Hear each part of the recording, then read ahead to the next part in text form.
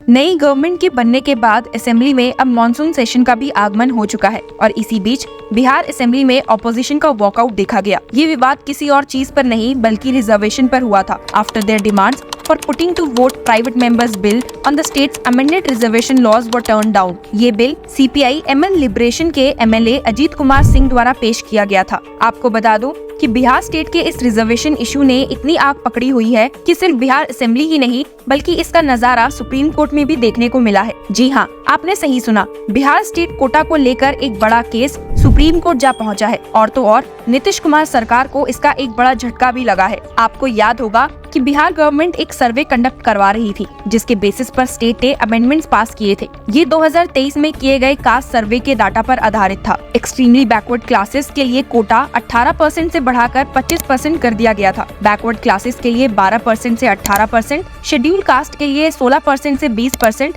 और schedule tribes के लिए 1% से बढ़ाकर 2% कर दिया गया था। लेकिन इन अमेंडमेंट्स को लेकर काफी कंट्रोवर्सी और डिबेट सुनने को मिली थी। यहाँ तक कि 20 जून को पटना हाई कोर्ट के चीफ जस्टिस के विनोद चंद्रन और जस्टिस हरीश कुमार की बेंच ने एक पीआईएल पर सुनवाई करते हुए the Bihar reservation for scheduled caste, scheduled tribes and other backward classes amendment act 2023 and the Bihar in admission in educational institution reservation amendment act 2023 को रद्द कर दिया था। जिसके बाद हाई कोर्ट के इस ऑर्डर को सुप्रीम कोर्ट में चैलेंज किया गया और सोमवार को हुई हियरिंग में जो सुप्रीम कोर्ट में हुआ है वो काफी चौंकाने वाला है। सोमवार 29 जुलाई को सुप्रीम कोर्ट ने स्टेट गवर्नमेंट की एसएलपी पर सुनवाई की है जिसमें पटना हाई कोर्ट के आदेश को चुनौती दी गई थी जिसमें बिहार के रिजर्वेशन लॉ को रद्द कर दिया था जो बैकवर्ड क्लासेस, एसटी, एससी और एक्सट्रीमली बैकवर्ड क्लासेस के लिए कोटा को 50% से बढ़ाकर 65% करता था। ये कोटा हाइक बिहार जॉब्स और एजुकेशनल इंस्टीट्यूट्स में अप्लाई करता है। जब ये मामला सुप्रीम कोर्ट में सुना गया तो chief justice of India DY Chandrachud,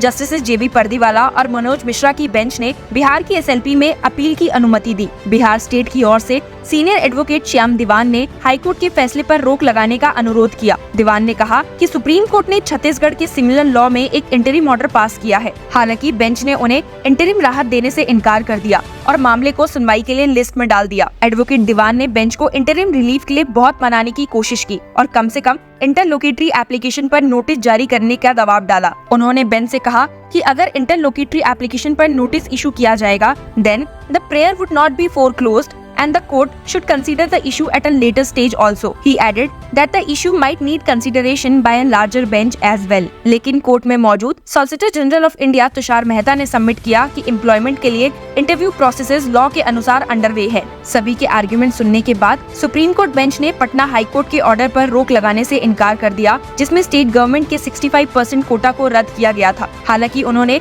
petition को एडमिट किया और लिस्ट करने के लिए कहा। आपकी जानकारी के लिए बता दूं कि 20 जून के वर्डिक्ट में हाई कोर्ट ने स्टेट किया था कि पिछले साल नवंबर में स्टेट के बाई कैमरल लेजिस्लेचर द्वारा यूनानिमसली पास किए गए amendments ultra vires of the constitution, bad in law and violative of the equality clause है। हाई कोर्ट ने क्लियर कर दिया था that it saw no extenuating circumstances enabling the state to breach the 50% cap on reservation laid down by the Supreme Court in the Indira Sawhney case. High court ने कहा था कि राज्य ने केवल विभिन्न श्रेणियों की जनसंख्या के अनुपात को ध्यान में रखते हुए सरकारी सेवाओं और एजुकेशनल इंस्टीट्यूट्स में उनकी न्यूमेरिकल रिप्रेजेंटेशन के खिलाफ कार्य किया है और हाई कोर्ट ने अमेंडमेंट्स को अल्ट्रा वायरस और संविधान के आर्टिकल 15 क्लॉज 4 और आर्टिकल 16 क्लॉज 4 के तहत इक्वालिटी का वायलेशन करते हुए रद्द कर दिया था। जैसे कि आप जानते हैं that article 15 clause 4 empowers the state to make any special provision for the advancement of SC, ST and any socially and educationally backward classes of citizens. Article 16 clause 4 provides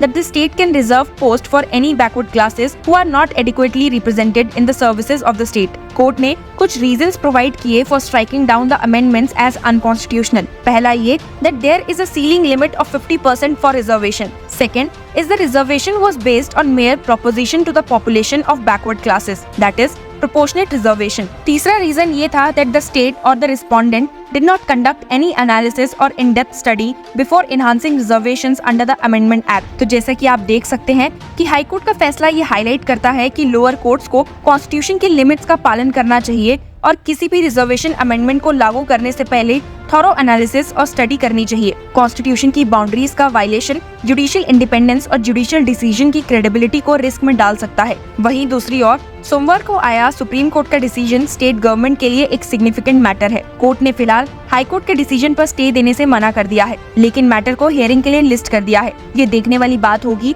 कि सुप्रीम कोर्ट इस matter में क्या decision सुनाता है और क्या reservation cap को increase करने के लिए कोई नया अप्रोच अडॉप्ट करता है। अब जायज सी बात है कि जहां विवाद इतना बड़ा हो, वहां बिहार में इस रिजर्वेशन डिस्प्यूट का इम्पैक्ट तो पड़ना ही है। आपको बता दूं कि नीतीश कुमार गवर्नमेंट ने कास्ट सर्वे के बेसिस पर रिजर्वेशन कैप को इंक्रीज करने का डिसीजन लिया था, जिससे स्टेट के बैकवर्ड क्लासेस का सपोर्ट गेन करने की कोशिश की गई थी। हालांकि हाईकोर्ट का डिसीजन इस अटेम्प्ट को सेटबैक देता है और स्टेट गवर्नमेंट को इस इशू पर फिर से रिकंसिडर करने के लिए मजबूर करता है। वहीं शुक्रवार को जो बिहार असेंबली में देखा गया, उसके बारे में तो हम आपको बता ही चुके हैं। सेशन से वॉकआउट करने के बाद रिपोर्टर से बात करते हुए आरजेडी एमएलए भाई Virendra said there is a provision for voting on a private member's bill if there is no unanimity on the bill, but our demand for division of votes was turned down by the speaker who seemed to be acting at the instance of the state government। उन्होंने ये भी एलिज किया कि BJP जो state ruling alliance के partner है, जिससे speaker Nand Kishore Yadav भी बिलोंग करते हैं, was opposed to reservation for underdog and to enjoy power।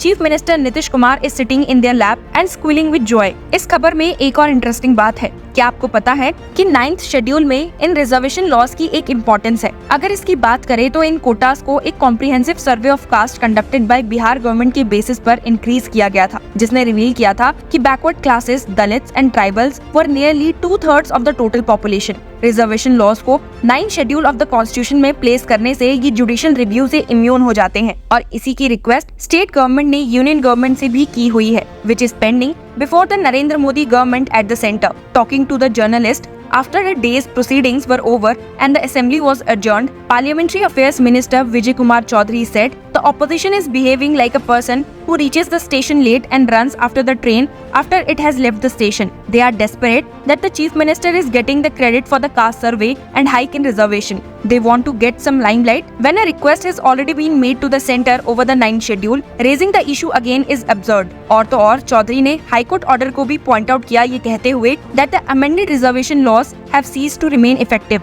The older laws which provided for 50% quotas continue to remain in force. This is a technicality the opposition should understand. पर अब supreme court इस issue पर क्या फैसला लेती है और क्या मोदी गवर्नमेंट इन अमेंडमेंट्स को 9 शेड्यूल में जगह देती है या नहीं, इन सब बातों का पता हमें जल्द ही चलेगा। To keep yourself updated, follow law Chakra. विपक्ष की परिभाषा आजकल बदल गई है।